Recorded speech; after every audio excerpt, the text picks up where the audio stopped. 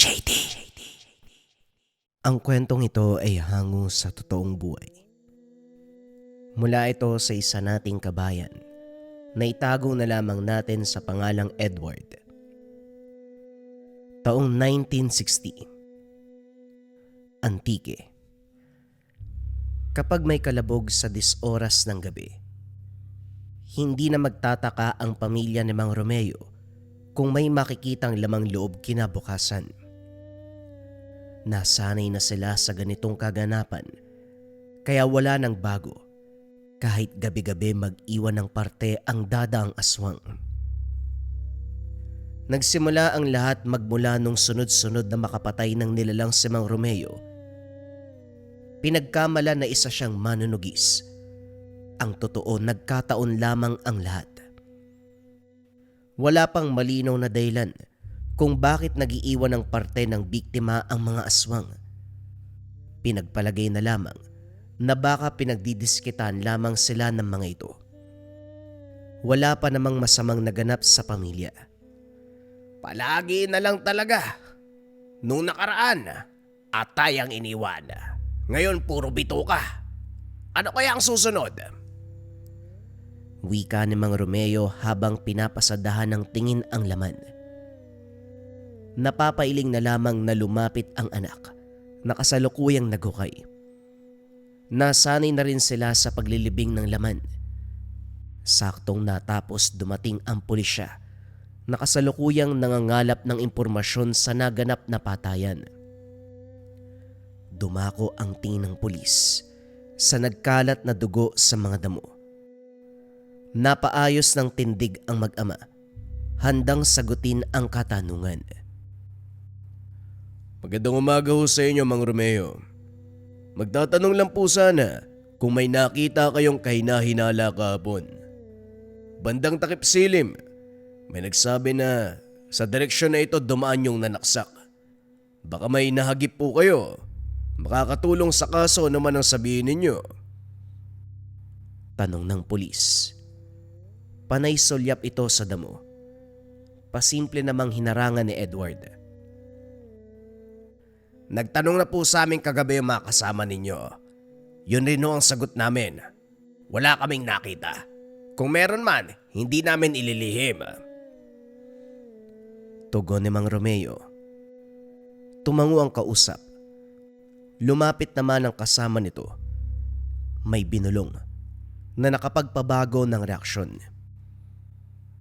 Mang Romeo, pwede ba kitang makausap sandali? Yun tayo lang. Matagal na nung huli tayo nag-uusap eh. Kumusta ho kayo rito?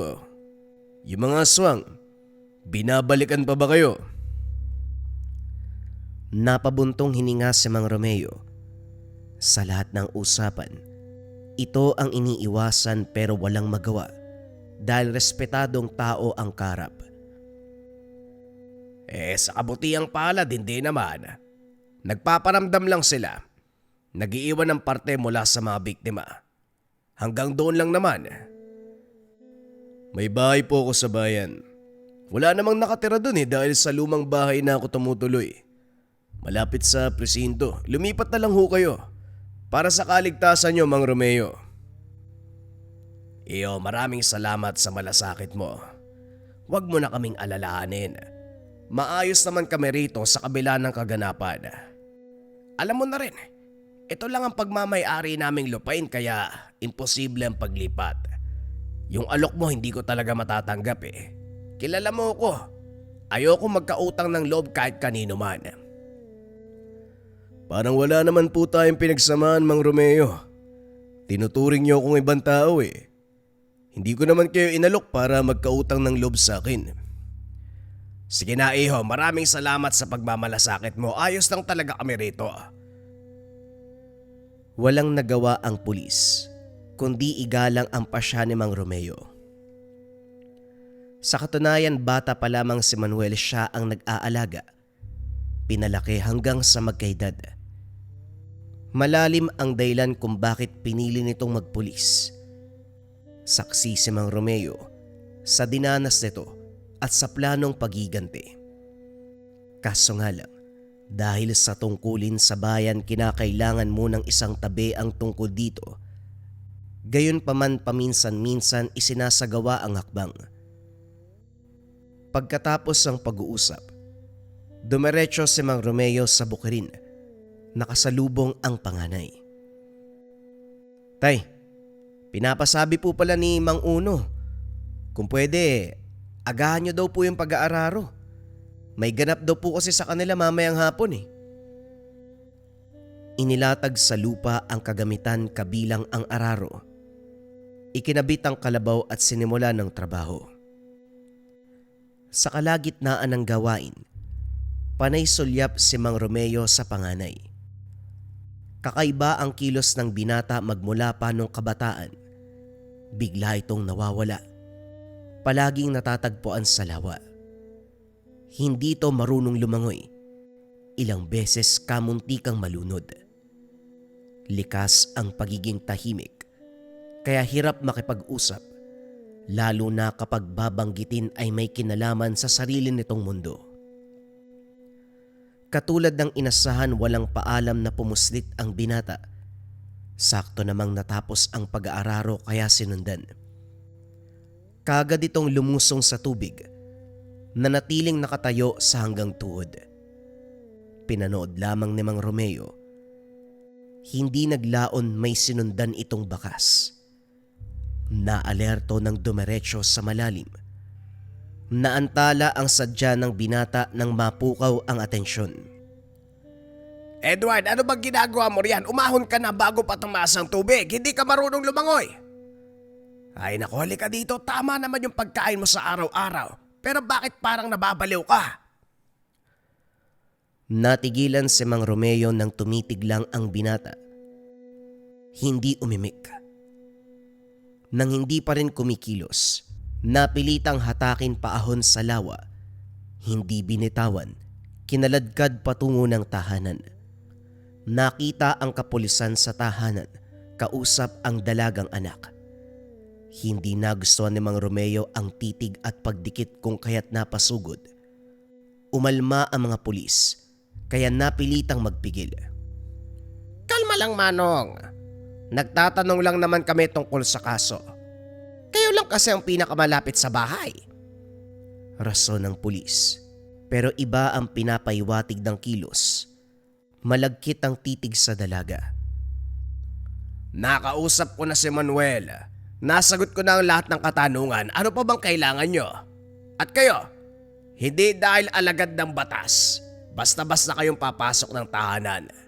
Menor de edad ang naiwan dito, kaya kailangan ng presensya ng magulang. Huwag yung sabihin wala kayong alam. Naturingan kayong pulis pero balagbag kayo kung gumalaw. Huwag na huwag lang kayo magkakamali ah. Ayusin nyo yung tingin sa anak ko. Tumawa ang pulis. Bumaling sa kasamahan. Walang pagdadalawang isip na pinagbuhatan ng kamay si Mang Romeo. Sa unang pagkakataon nakita ng matanda kung paanong pumagitna si Edward. Isang suntok, pasuray-suray na tumilapon sa labas. Gaganti na sana ang kasamahan ng gawaran din ng suntok. Parehong napalabas. Hinatak na rin ni Mang Romeo ang anak matapos mapansin ang masama nitong titig. Hindi pumalag ang mga pulis. Nag-iwan na lamang ng banta sabay takbo. Bumaling ang atensyon sa binata.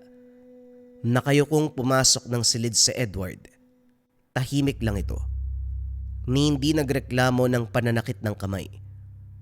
Duguan ang muka ng mga pulis kaya hindi nalalayong apektado ang kamao. Pero walang maririnig sa binata. Hindi rin makikitaan ang emosyon ng muka. Napabuntong hininga si Mang Romeo habang napapaisip. Sa pagkakaalam mahina ang anak dahil sa kondisyon ng baga. Pinagtatrabaho pa rin naman na mga gawaing bahay at sakahan, pero yung magagaan lamang. Pinagpahinga rin sa paglipas ng bawat oras. Pinagtagpi-tagpi ang kaganapan. Ang lihim na pagpunta sa lawa hanggang sa pagsuntok sa mga pulisya. Kakaiba din ang tingin nito na para bang handang makipagpatayan. Binantayang maigi ang kilos ng anak. Hindi pa sumikat ang araw, nasa lawa na ito. Nakatayo sa hanggang bewang na tubig. Inilibot ang paningin na parabang may hinahanap. Hindi nagtagal, biglang sumisid, bagay na kinagulat ni Mang Romeo. Sa puntong ito napapatanong kung kailan nawalay sa anak para hindi mamalayan na marunong ng lumangoy. Sa kabila ng pagkagulat, hindi muna nangialam. Ilang minuto ang tinagal ni Edward sa ilalim. Pag-ahon nito, hindi man lang kinapos ng hininga. Kalmadong umahon, naupo pa sa tabi. Binuksan ng palad, may maliit na bato na hawak-hawak. Napatanda ng krus sabay bigkas ng dasal. Pagkatapos nun nanatili muna ang binata. Binilad ang sarili sa init ng araw, saka lang umuwi ng tahanan ng matuyo. Pagsapit ng gabi sinadyang magpuyat ni Mang Romeo. Doble ang binantayan, pagpaparamdam ng nilalang at ang kilos ng anak. Hating gabi nang may kumalabog sa labas. Pinalipas ang ilang sandali bago sinilip. Pero imbis na aswang ang makita, si Edward ang nasipat. Nagtago ito. Nagmamadali din sa pag-alis na parabang may sinundan. Lumabas si Mang Romeo pero hindi na naabutan. Sinigurado munang walang sino man sa paligid bago lumapit sa halamanan. Katulad ng inasahan, may laman na naman na iniwan ang aswang. Wala pang amoy dahil sa sariwa. Hindi na inantay pa ang umaga at kagad na itong nilibing.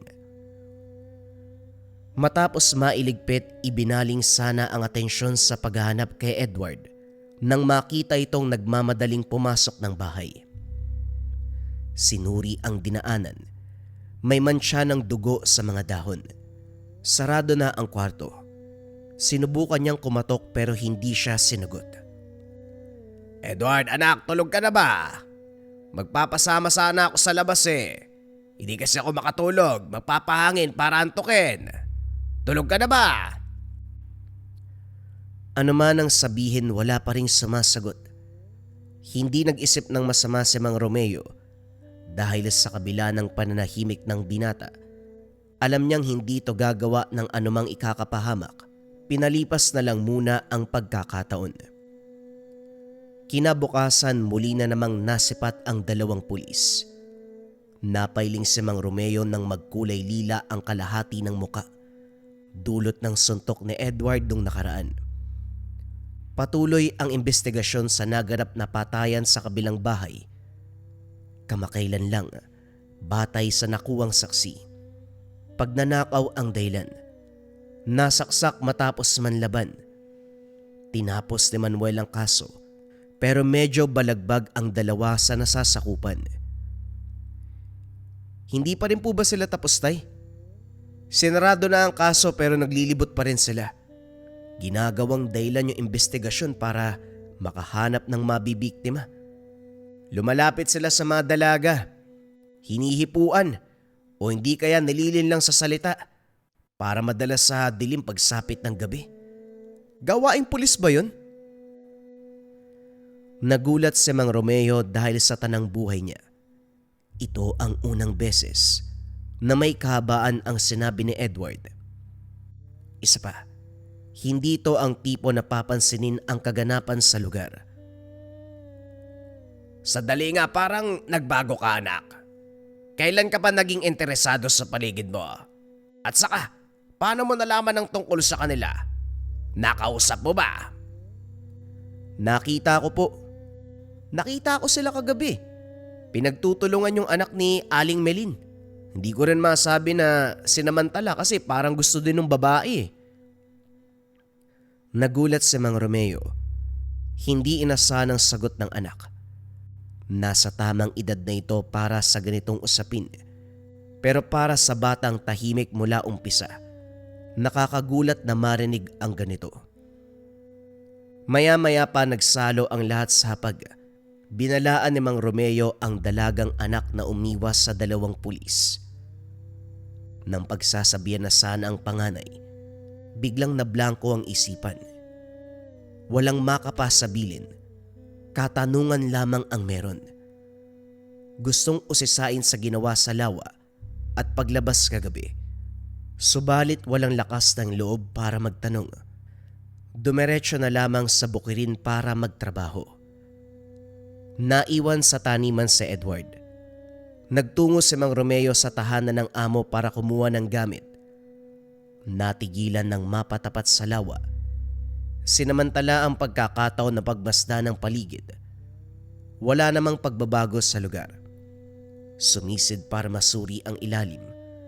Wala namang naroon kundi mga isda na nag-uunahan sa paglangoy.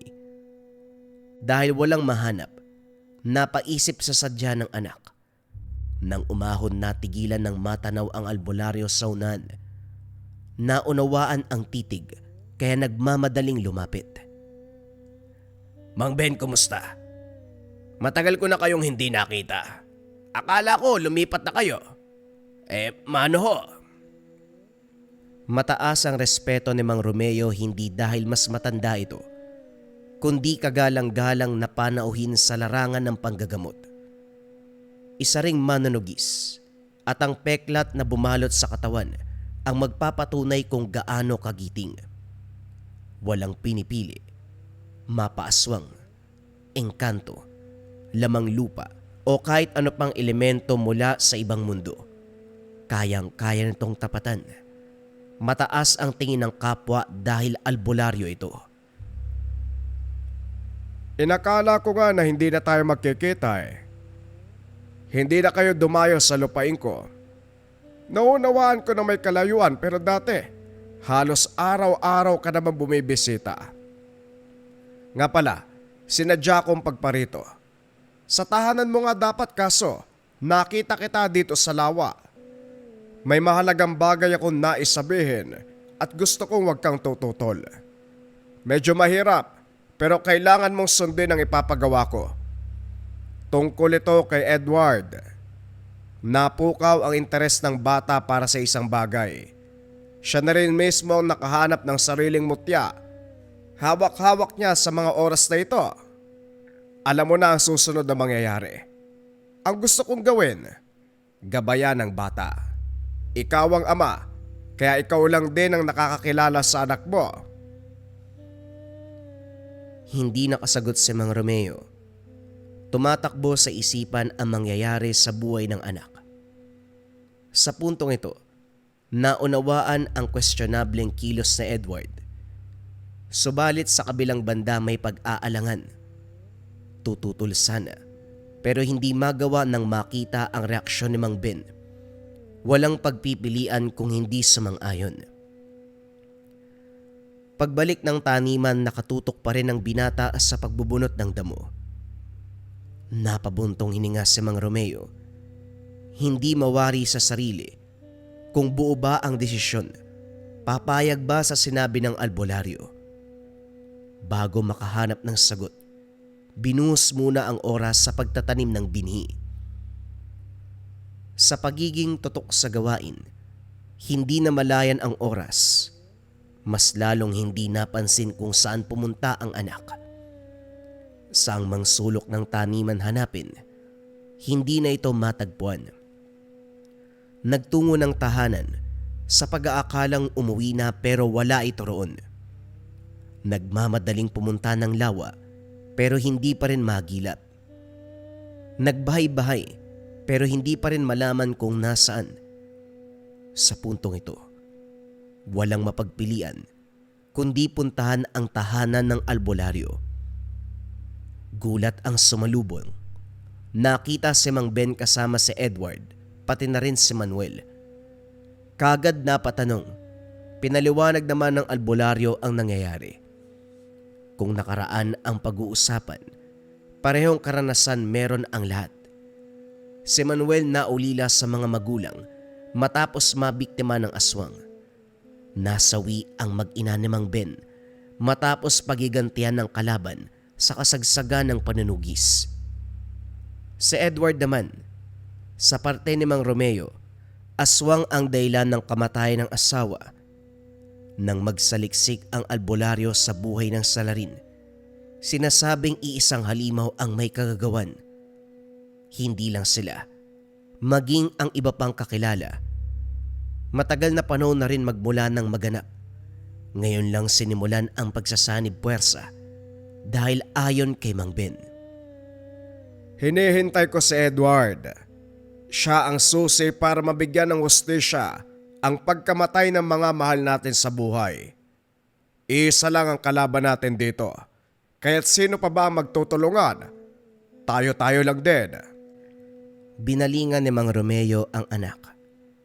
Hindi makapaniwala na nagpa siya ito nang hindi man lang siya sinasabihan. Hindi maitago ang pagtatampo. Nagmamadaling umalis. Tahimik itong sumunod. Hinintay na makabot ng tahanan bago nagsalita. Tay, alam kong magagalit ka pero tama naman si Mang Ben, hindi po ba? Pareho tayong nawalan dahil sa aswang na yun. Magtulungan po tayo para pagbayarin yung aswang. Kung ganon, pagkatapos ng pagyayari, nakipagkasundo ka na kay Mang Ben nang hindi man lang kumukonsulta. Kahit si Manuel kilala mo pala. Sabihin mo sa akin ano pa ang hindi ko alam. Huwag mo kong idaan sa pananahimik. Kailangan ko ng sagot para maunawaan na nangyayari. Nag-aaral po ako ng turo ni Mang Ben. Hindi ko po pinaalam dahil hindi naman kayo papayag. Tay, pagkakataon na po natin to. May ganti natin si nanay. Sana man lang inisip mo ako bilang ama. Edward, ano man ang mangyari sa'yo, kargo ko pa rin dahil ako ang ama mo. Hindi ka aalis ng bahay. Huwag mo kong susuwayin. Sa puntong ito nang ibabaw kay Mang Romeo ang pagtatampo. Hindi madaling tanggapin na kumilos ang anak nang wala siyang ideya. Sa kabutiang palad hindi kumontra sa Edward. Pinagpaliban ang pakikipagkita sa albularyo, maging sa pulis. Kaso nga lang, sila na lamang ang nagkusang pumunta ng tahanan. Panay-iling si Mang Romeo sa pakiusap ni Manuel. Abala si Mang Ben sa ibang bagay, kaya ito muna ang nangumbinsi. Paulit-ulit tinaboy pero ayaw makinig. Nagkasagutan ng matagal. Ano pa po ba ang hindi malinaw, Mang Romeo? Saksi ka rin sa kaganapan noon sa pambibiktima ng pamilya ko at sa asawa mo. Galit ka rin naman Hindi ko makalimutan ang pagwawala mo nung araw na yon. Nangako ka sa puntod ng asawa mo. Gaganti ka para sa kanya. Ito na ang pagkakataon. Umabot na tayo sa punto ng paghiganti. Bakit parang natatakot ka? Manuel, pasensya na. Kung hindi kita igagalang ng naayon sa posisyon mo, huwag mo kong pangungunahan. Oo, pare-pareho tayong nawalan, pero hindi tama na gamitin yung anak ko sa paghiganti. Pulis ka. Albularyo si Mang Ben. Bakit hindi na lang kayo makipagtuos sa kalaban? Bakit anak ko pa? Bakit ang isa pang 17 anyos? Sabihin mo nga sa akin, ano ang plano nyo? Natahimik si Manuel. Napabuntong hininga. Maya-maya ay tumugon. Huwag kayo mag-isip na masama. Hindi paggamit ang tawag dito. Sanib puwersa, Manong. Magkakaisang naapi para sa paghiganti. Alam ni Mang Ben kung sino ang kalaban. Handa na rin si Edward, kaya ano pa ang rason para hindi tumuloy ang plano? Hindi mo ako mapipilit, Manuel.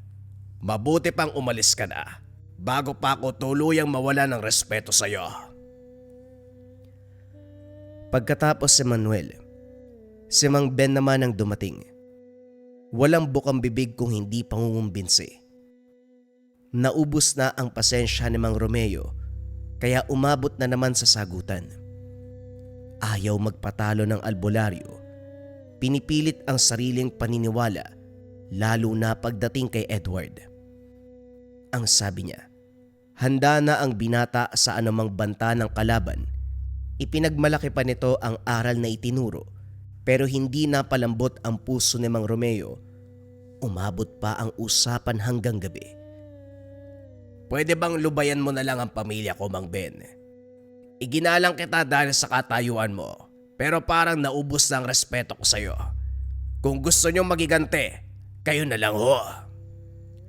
Romeo, huwag ka na magmatigas. Para ito sa ikabubuti nating lahat. Kung papalag tayo sa kalaban, hindi lang hustisya sa biktimang pamilya ang makakamtan. Sigurado kung wala nang magpaparamdam dito sa inyo. Kung ang inaalala mo ay si Edward, hindi na kailangan. Handa na ang binata sa mas malaking laban. Umigting muli ang tenga ni Mang Romeo sa tuwing may sasabihin tungkol sa anak. Ang dating, ginagamit lamang ang binata, sinasamantala ang pagkakataon. Lalong lumalim ang paghugot ng hininga nang magsalita si Edward. Tay, pumayag ka na po. Alang-alang sana kay nanay. Kaya ko po ang sarili ko, wala kayong dapat ipag-alala. Tinuruan ako ni Mang Ben. May sarili nga akong mutya eh. Napako ang tingin sa hawak na bato. Ito ang nakuha ng anak sa lawa. Kagad pumasok ng silid si Mang Romeo. Saka lamang lumabas nang makaalis na si Mang Ben. Kinausap ang anak. Hinayaan ito magsalita para mapakinggan ang sariling pananaw. Nagsasalay-say ito pero hindi mawala ang pagdududa. Edward, hindi mo talaga mababago ang desisyon ko. Hindi ako papayag na sasali ka sa plano nila. Huwag mo ring ibida sa akin ang mutyang yan. Nagpadala ka sa salita ni Mang Ben. Kahit kagalang-galang na albularyo yon, hindi pareho ang sitwasyon. Malay natin meron siyang malalim na dahilan kaya kasinali. May nalalaman pang ikaw ang inaantay para maisagawa ang planong ito. Parang una pa lang, balak ka nang ipasok sa panganib. Tay, nauunawaan ko ang pag-aalala nyo para sa akin. Pero nakakapagod na maging sunod-sunuran. Pasensya na po pero hindi nyo ako mapipigilan. Gagawin ko to para kay nanay. Walang pagdadalawang isip na umalis si Edward. Hindi mahabol sa bilis ng paglalakad. Walang nagawa si Mang Romeo kundi sundan na lamang ng tanaw. Hindi umuwi ang binata sa loob ng ilang araw. Nang mga panong ito nahati ang alalahanin ni Mang Romeo kay Edward at sa pagpaparamdam ng aswang tuwing gabi. Kasama pa ang dalagang anak na pilit pinagdidiskitahan ng dalawang pulis. Isang gabi nagising sa ingay mula sa labas. Nang marinig ang boses ng anak ay nagmamadaling bumangon. Mula sa madilim na bahagi, natanaw ang dalawang pulis. Maigpit ang hawak sa dalaga, pinipilit sa isang bagay. Sa galit bumunot ng itak. Sinugod pero imbis na tumuloy natigilan, biglang nagbago ang itsura ng isa. Hindi na ito normal na tao.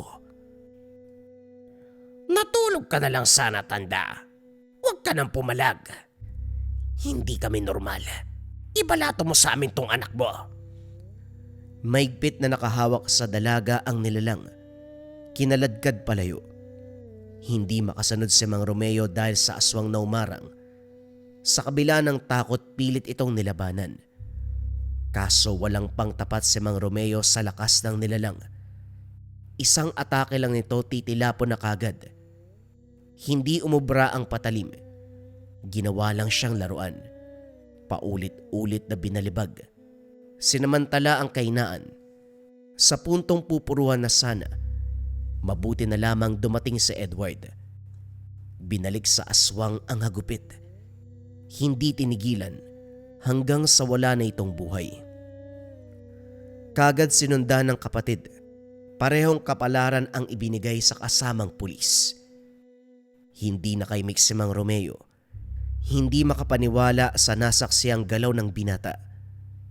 Kung pagbabatayan ang pakikipaglaban nito sa aswang kanina, masasabing ilang beses nang sumabak sa ganong klase ng laban. Mahusay ang galaw. Maliksi. Nauunahan ng kalaban. Sa kabila ng pagdapo na makuko, hindi nagtamo ng sugat. Napukaw ang pansin ni Mang Romeo pero hindi pa rin sapat para pumayag. Maya-maya pa kumalabog ang bubong. Yari sa nipa at sa lakas ng bagsak, nahawi ang pawid. Lumusot ang lamang loob. Naalerto ang lahat dahil sumigaw ang dalagang anak. Nagmamadali sa pagbunot ng itak para ilaban sa aswang. Samantalang si Edward, hinamon ang nilalang. Namalayan ni Mang Romeo na nagkakagulo na sa labas. Sunod-sunod ang angil ng halimaw habang hinahagupit ng binata. Walang paligoy-ligoy si Edward. Kapag buwelo-buwelo kagad. Tinatansya ang bawat atake. Sinisiguradong mapupuruan ng kalaban. Hindi nagtagal. Tuluyang napuksa. Titig na titig si Mang Romeo sa anak habang sinusunog sa hukay ang katawan ng aswang. Puno ng katanungan ang isipan. Pero bago magsalita, sinagot ito kagad. Ilang beses na po ako napasabak sa laban. Sinusunog ang katawan para hindi na makabalik ng buhay ang nilalang. Yan po ang turo sa akin ni Mang Ben. Ang dami palang ganap sa buhay mo na hindi ko na nalaman. Nagtataka tuloy ako kung paano mong nagawa kayong hindi ko napansin na umalis ka ng tahanan ng ganong katagal. Sige na, tapusin mo na yan. Tay, pasensya na ho kayo kung masyado akong malihim. Iniisip ko lang po kung paanong mabibigyan ng katarungan si nanay. Puro ka hustisya. Pinapamukha mo ba sa akin na wala akong pakialam sa pagkamatay ng nanay mo? Alam mo, mabuti pa tapusin mo na lang yan. Saka mo na ako kausapin. Masama ang loob ko sa'yo. Hinayaan muna ni Mang Romeo na lumipas ang araw. Pero imbis na humupa ang galit, lalong nagduda habang patuloy na iniisip ang sitwasyon. Hindi malaman kung saan humuhugot ng dahilan. Sa puntong ito humina ang paniniwala kay Mang Ben. Umabot sa punto na araw-araw itong nanunuyo. Desididong mapapayag siya. Ayaw ng albularyong sumaway si Edward. Nais ng payapang kasunduan. Subalit hindi nagbigay ng sagot si Mang Romeo. Para saan pa'y gayong sinaway na siya ng anak. Sa bunso na balitaan na lumusob ang binata sa hinihinalang lungga ng kalaban. Ayon dito malapit nang mahuli ang aswang. Hindi ito naabutan kaya ang dalagang anak ang nagbahagi ng kaganapan. Hindi ko na talaga maintindihan ng kuya mo. Akala ko, malinaw sa atin na tanggapin na lamang ang nangyari sa nanay niyo. Masakit ang mawalan, pero ano bang laban natin sa aswang? Kung makapagsalita siya, akala mo hindi ko hinangad na magiganti. Tinanggap ko nangyari. Gusto ko mamuhay ng payapa. Pero itong kuya mo, masyadong nagpapadala kay Mang Ben. Tay, wag na po nating palalain yung sitwasyon. Ginagawa naman ni Mang Ben at Manuel ang nararapat eh. Magtiwala po tayo sa kanila. Hindi nila papabayaan si Kuya Edward. Sa totoo lang, nawalan na ako ng tiwala kay Mang Ben. Lalo na kay Manuel. Nakita mo naman ang nasasakupan niyang pulis. Mga aswang pala. Kamuntikan pa. Teka, hindi kaya kilala ni Manuel ang aswang na nambiktima sa mga magulang niya? Napaisip si Mang Romeo. Kung babalikan ang nangyari, nauna ang pambibiktima sa mga magulang nito bago ang asawa niya. May pagkakataon pa na meron itong binabanggit na pangalan sa tuwing sasabihin makikita ang galit.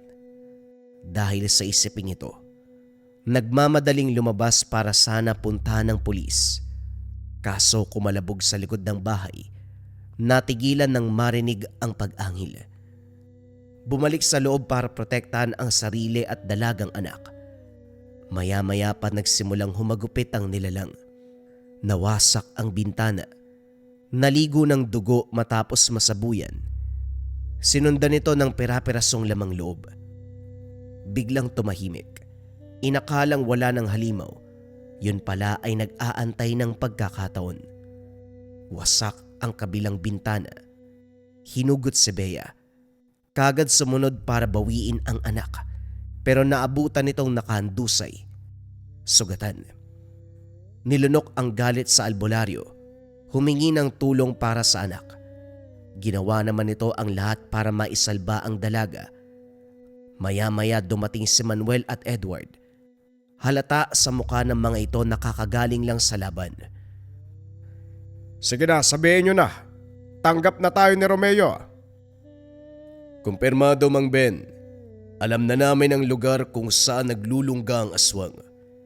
Kaya Mang Romeo, wag na kayong tumutol dahil para ito sa inyo. Ang aswang na nag-iiwan ng parte ng laman sa tahanan nyo at ang tinutugis naming kalaban ay iisa. Wala nang rason para pigilan pa ang plano. Manuel, tapatin mo nga ako. Hindi kaya kilala mo simula pa lang ang aswang? Yung 2 mong tauhan, hindi naman pala mga pulis, aswang din sila. Kamuntikan ng anak kong babae. Huwag mo sabihin na hindi mo alam ang tungkol dito. Naguguluhan ako kung sino ang kalaban. Ang sinasabi niyong aswang o kayo ba mismo? Mahabang katahimikan ang namayani. Natigilan sa sinabi ni Mang Romeo. Sa parte ng matanda, pinaglalaroan siya ng mga ito, kabilang na ang anak na si Edward. Isipin mo ang gusto mong isipin. Bahala ka. Sa'yo rin naman yan eh. Basta isa lang ang sigurado, hindi tayo magkakalaban. Magkakampi tayo dito. Napailing si Mang Romeo. Binuhat ang anak at umuwi. Sumunod si Edward. Nagtatanong ang binata. Nilinaw sa anak ang naisip tungkol sa nangyayari. Kaso nga lang sumalungat at giniit na tama si Mang Ben. Hindi na lang kumibo si Mang Romeo dahil anuman ang sabihin ay wala ng silbi. Nabilog na ng mga ito ang isipan ng binata, kaya sayang sa oras kung makikipagsagutan. Gayunpaman hindi umalis si Edward, na natili sa tahanan alinsunod sa utos ng albularyo. Sa puntong ito, napansin ni Mang Romeo na hindi simpleng pagpapahinga ang ginagawa ni Edward. Hindi man aminin sa salita, halata sa galaw na binabantayan siya. Sinadya ng matanda na umalis ng tahanan. Lihim na natuwa ng sumunod ito. Pinuntahan ang dating bahay ni Manuel. Sinuri ang bawat sulok ng bahay. Nagbabaka sakali na may mahanap. Hindi naman bigo dahil may iilang bakas na naiwan. Ang kwintas sa suot ng ina ng inatake ng aswang. Dinala sa isang manggagamot. Pinahulaan kung sino ang aswang. Natawa na lang din dahil hindi naisip noon. Makaraan ang ilang beses ng pagriritual, natukoy na rin kung sino. Ang lala naman ng pinagawa mo, paring Romeo. Pinagdudahan ko pa yung sariling kakayan. Matapos ang 2 beses wala akong mahanap na sagot ah. Kaya naman pala, isang albularyong aswang. Patong-patong ang sabulag at pangontrang nilapat para hindi siya matuntun. Mabuti na lang nagawa kong basagin eh. Handa ka na bang malaman kung sino? Magugulat ka talaga, ako nga nagulantang eh. Bago pa sabihin ng manggagamot, naglalaro na sa isip ni Mang Romeo ang pangalang tinutukoy. Hindi nga siya nagkamali. Tugma ang naisip na tao sa sinabi ni Mang Antonio. Malalim ang nahugot na hininga. Pakiramdam na sasakal sa nalaman. Hindi makapaniwala na simula pa lang, kilala na kung sino ang salarin. Isang katotohanan na hindi inasahan.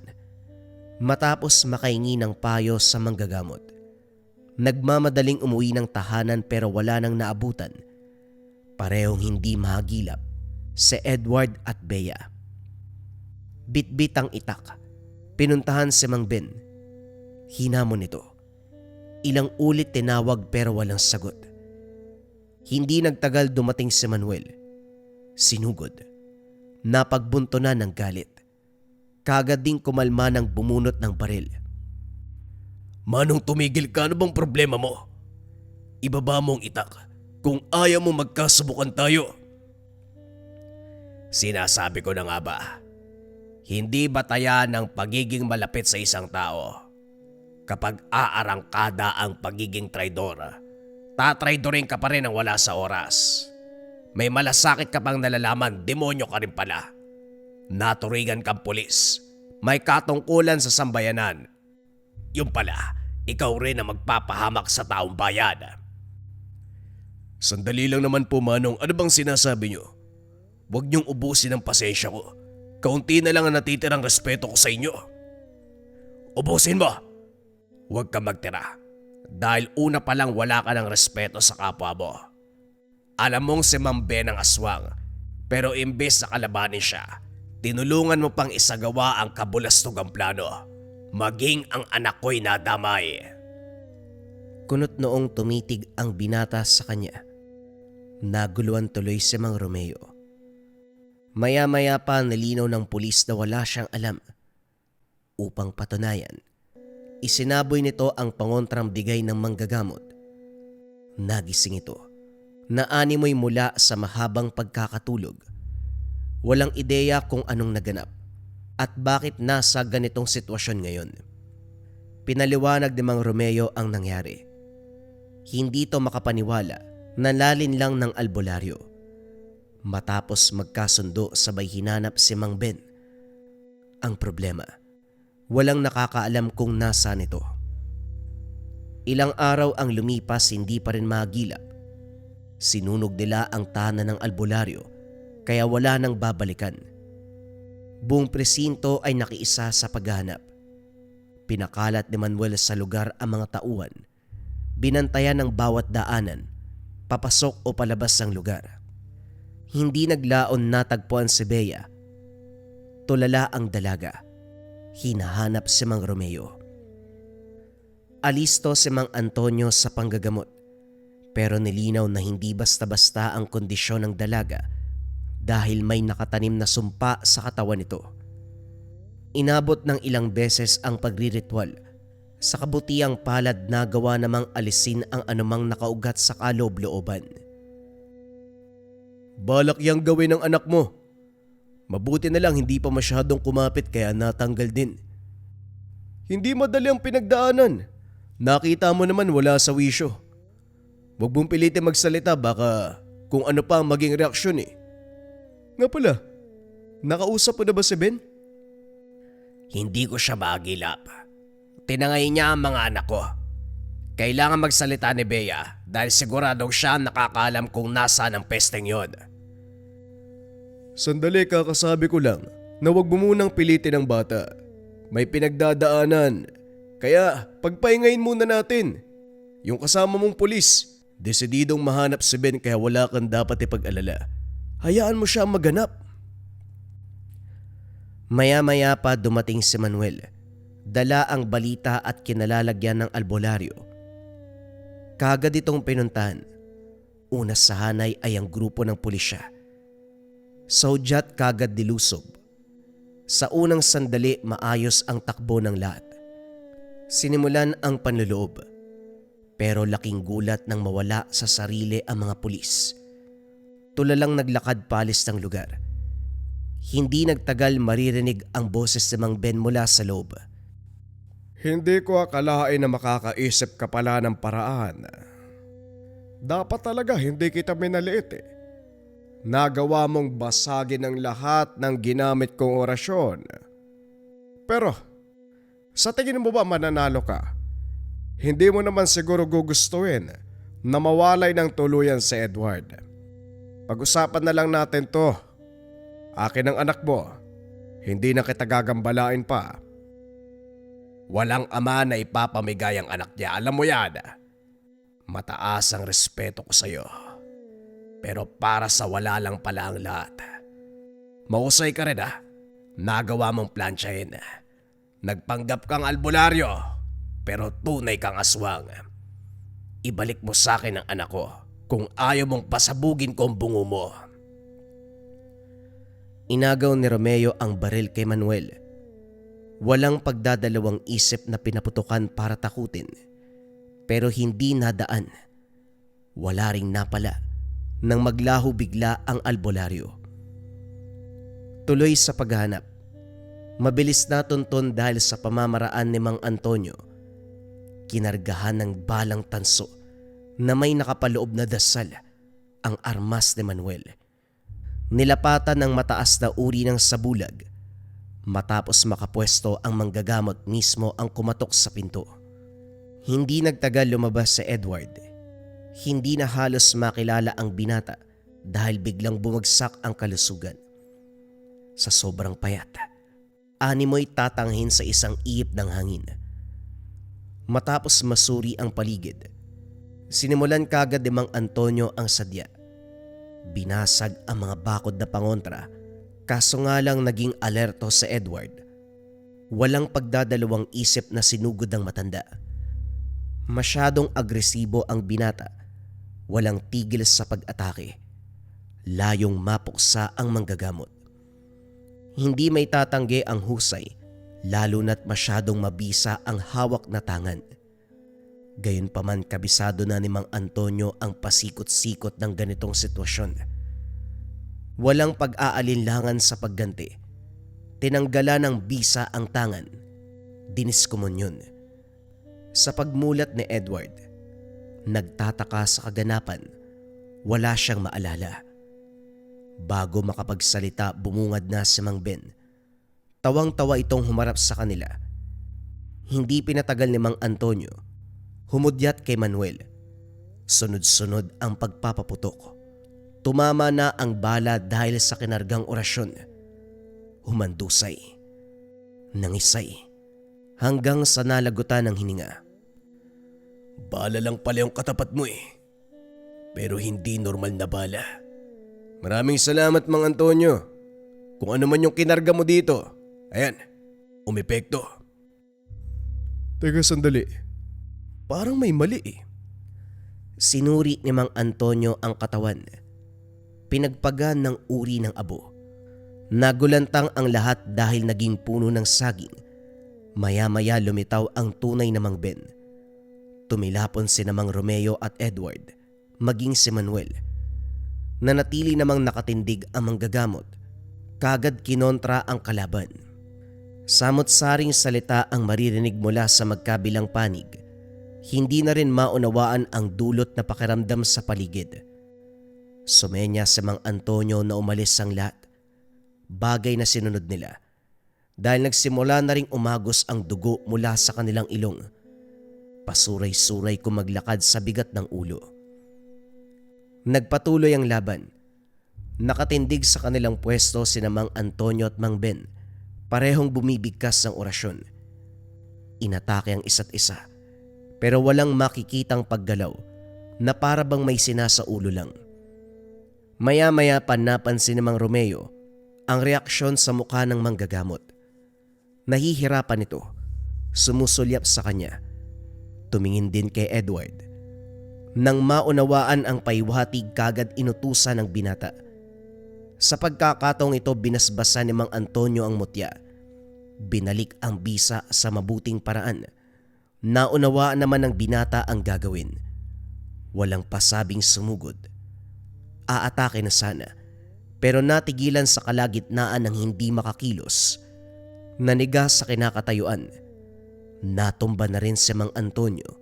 Sinundan ng pagtawa ni Mang Ben. Ikaw talaga ang sisisihin dito, manggagamot ka. Nakialam ka pa eh. Ayos na sana ang lahat. Magagawa ko na sanang pamunuan ng angkan. Kaso miksena ka pa eh.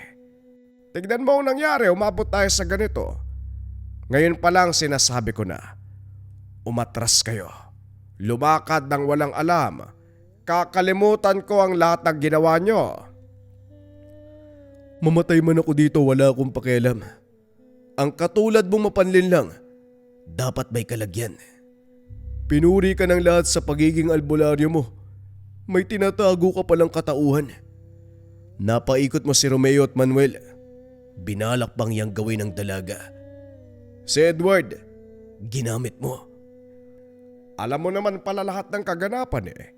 Kaya alam mo rin kung gaano ako kalakas. Mas mabuting tumigil ka na.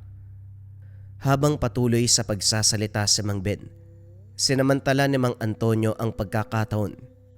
Lihim na nagpakawala ng orasyon. Binalot ng proteksyon si Edward. Dinagdaga ng bisa ng mutya.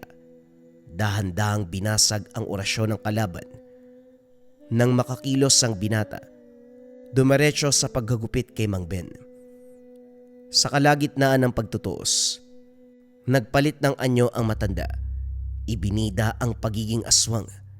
Dito nahirapan si Edward. Doble ang bilis at lakas kung ikukumpara sa kanya. Naunawa ni Mang Antonio ang nangyayari, kaya ginamit ang pamamaraan ng kalaban. Mabilis ang ritual. Ninakaw ang wangis para makabuo ng isa pang imahe. Nilapatan ng sabulag ang binata at binuhay ang imahe. Nabaling ang atensyon ng aswang. Binuhos ang atensyon sa impostor. Sinamantala ni Edward ang pagkakataon. Buong puwersang inatake ang nilalang upang mapatay. Napatanda na lamang ng krus si Mang Romeo habang nakatitig sa nagkahiwalay-hiwalay na katawan ng aswang. Hindi malinaw kung anong rason ng pambibiktima nito sa pamilya. Gayunpaman, hindi na alintana dahil sa kamatayan nito, nabigyan ng katarungan ang lahat. Nakaligtas na kayo. Napagbayad na rin ang hayop na Ben. Hanggang ngayon hindi ako makapaniwala na aswang ang albularyong yon. Hayop na yan. Minsan pa akong humingi ng payo sa manggagamot. Maling tao palang nalapitan. Kung alam ko lang din na mahusay kayo sa ganito, sana nung una sa inyo na ako dumiretso.